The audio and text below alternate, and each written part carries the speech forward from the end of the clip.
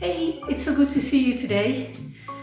I am going to try to revive my old kefir grains. I used to make water kefir a long time ago, even like 10 years ago. I used to do it for many years, but then I kind of neglected these kefir grains for maybe over a year. I added some sugar every once in a while. I think they're still alive, but we're gonna try it out today. Kefir is a symbiotic culture between bacteria and yeast, and the bacteria are really good for your gut. So it's a probiotic. A couple of years ago, I didn't want to tend to my kefir grains every couple of days, and I put a batch into the refrigerator. I'm not sure if these are still alive, but these have been living on my counter, and I've regularly added some sugar, but not really looked into really cleaning them and adding new dried fruit, etc. So I'm going to do that today. I'm first going to strain all the kefir grains and get all the lemon wedges and raisins out. It's important that all your equipment is clean. I cleaned out the sink and I have a plastic sieve because kefir grains do not react well to metal. I think if your kefir is really alive and healthy, it may not matter. But I'm going to just put all my kefir in the sieve.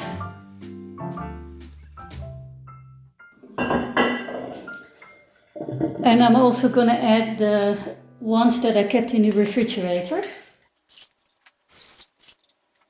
And now I'm going to pick out all the lemon wedges and raisins.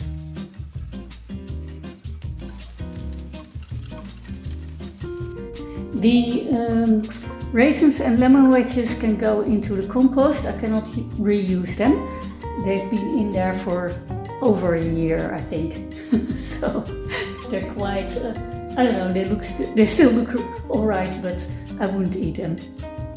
Now I'm gonna thoroughly rinse the kefir grains.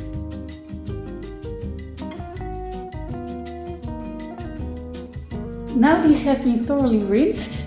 You can see they're like crystals almost. And the bigger they are, the healthier they are. So mine are quite small at the moment because I neglected them so long. I'm gonna weigh how much I have. Then I know how much sugar I will need to add. Okay, it's 177 grams. Then I'm gonna take around that same amount of sugar once it's in the jar. Now I'm gonna thoroughly clean my big mason jar, and I will just do that with some hot water and soap. It's kind of left a little film of, I don't know what kind of stuff that is, and I want to get all of that out.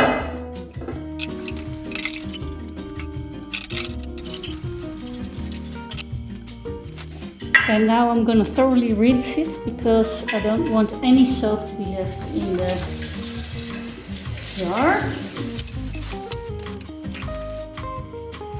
The mason jar is completely clean. I just dried the lid so the ring so there won't get any mold. But the rest of the jar, I'm going to fill it up with water anyway, so I don't need to dry it out. I'm adding 2 liters of water to the mason jar, and it can be lukewarm because I'm going to add sugar, and the sugar dissolves more easily when the water is a little bit warm.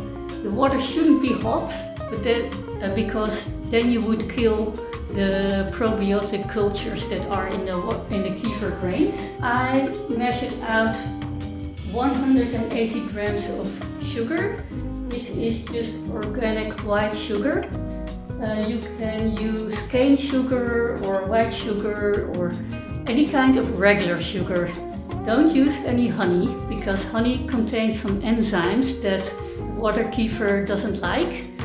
And for instance, coconut sugar or other sugars like agave syrup, they contain minerals that water kefir doesn't like. So just use plain sugar. And I know what you're thinking, that's a lot of sugar for a healthy drink. But the thing is, if you ferment it correctly, there's no sugar left in the drink, because the kefir eats the sugar and then turns it into the healthy probiotic drink that you want. I'm gonna stir it with a wooden spoon to see if I can dissolve it a little bit. And I forgot to tell you, I'm using regular tap water because we have really high quality water here in the Netherlands. But if you're in a country where they put chlorine in the water, the kefir doesn't really like that also. It's a bacteria, it wants to grow, so chlorine would kill the bacteria. So then I would recommend using either filtered water or mineral water, like store-bought bottled water. So now I'm first going to add the water kefir grains to the mason jar, and I'm going to add half a lemon to prevent any mold. Yeah, that should be organic lemon, because on non-organic lemons there are pesticides, and that would also kill the good bacteria. And the last thing I'm going to add is some dried fruit. I'm going to add some apricots, about 4 or 5. You can add dates, they're good. Raisins, but then you have to pick all of them out. This is easier when you're done with the water kefir. Or you could add figs, but figs have these little seeds in them, which are also hard to pick out after you're done with the fermentation process.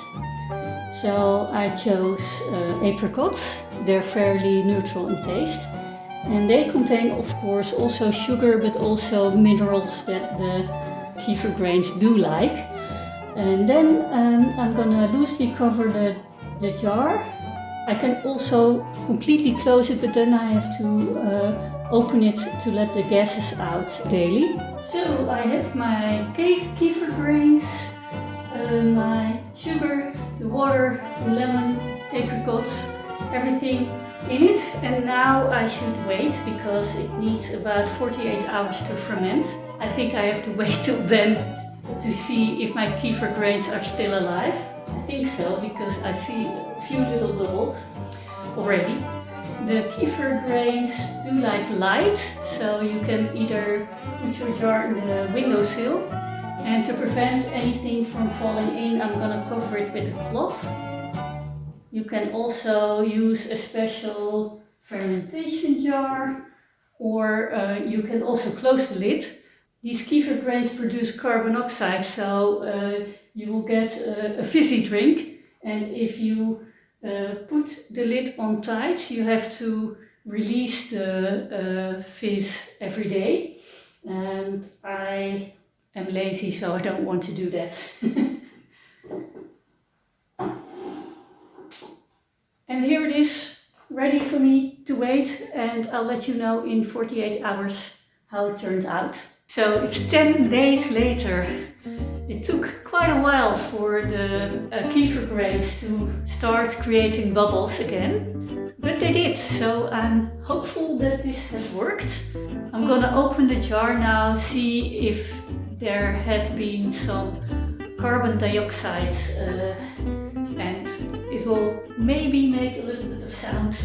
You can see a little bit of bubbles on the edge.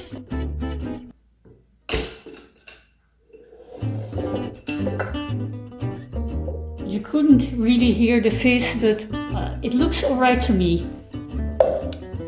So I'm gonna bottle these. So you can either drink it as it is right now, or you can do a second fermentation.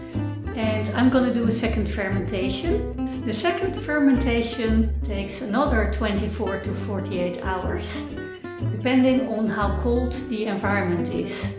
If you want to slow down the process, put it in your refrigerator, because the colder it is, the slower it goes. You can use a sugared syrup, like I'm going to do. I'm going to use elderflower, and it contains sugar, but in the second fermentation, the probiotics that are in the liquid are going to eat again the sugar. So there shouldn't be a lot of sugar left once you drink it. You can just pour and strain the liquid into glass bottles, and to make things easy I bought a funnel that has a strainer in it. I am going to put some elderflower syrup in the bottom of this bottle and then strain and pour the liquid into this bottle. I am using bottles with a twist of cap, because in the second fermentation there's also going to be a lot of carbon dioxide that's being produced, and if you use a cap that completely closes off the bottle and you forget about it, the bottle may explode. You can see the kefir grains and the lemon wedges in the strainer, and the jar is almost empty. There's just some kefir in the bottom. Now the whole process starts over again. Water kefir is great for gut health. It's easy to maintain. If you feed it properly, it will multiply. So it's quite easy to find someone in your local community. Just Google it, look on Facebook groups. It's quite easy to find someone who has an excess of kefir grains and wants to help you out. That's how I found mine. I hope you enjoyed this video, and I'll see you in the next one.